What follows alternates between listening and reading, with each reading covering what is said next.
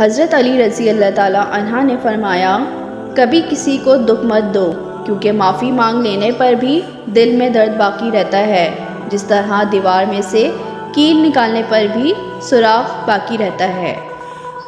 جب دعا کرتے وقت تمہاری آنکھوں سے آنسو آنے لگیں تو سمجھ جانا تمہاری دعا بارگاہ الہی میں قبول ہو چکی ہے۔ زندگی میں ساتھ دینے والے اگر بے بس اور لاچار ہو جائیں تو انہیں سنبھالا جاتا ہے، تبدیل نہیں کیا جاتا۔ بے فکر ہو جاؤ، اللہ پاک مخلص دلوں کے ساتھ کبھی ناانصافی نہیں کرتا۔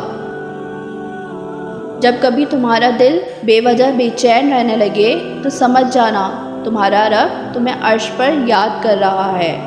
حضرت علی رضی اللہ تعالیٰ عنہ نے ارشاد فرمایا کہ اگر کسی کے گھر جاؤ تو اندھے بن کر رہو، اور جب باہر نکلو تو گونگے بن کر نکلو۔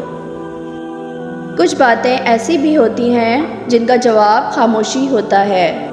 اگر کوئی آپ کی فکر کرتا ہے تو اس کی قدر کرو، کیونکہ دنیا میں تماشائی زیادہ ہیں اور قدر کرنے والے بہت کم۔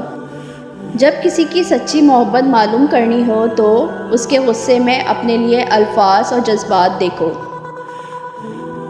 نفرت گناہ سے کرو، گناہ کرنے والے سے نہیں، شاید تمہاری محبت میں آ کر وہ گناہ کرنا ہی چھوڑ دے۔ زیادہ سوچنا انسان کو ختم کر دیتا ہے، بس دعا کرو اور رب پر چھوڑ دو۔ سب سے بڑا جاہل وہ ہے جو ایک پتھر سے 2 دفعہ ٹھوکر کھائے۔ صبر کی 2 صورتیں ہیں، جو ناپسند ہو اسے برداشت کرنا اور جو پسند ہو اس کا انتظار کرنا۔ کسی کے منہ پر بے عزتی کرنا اسے قتل کر دینے کے برابر ہے۔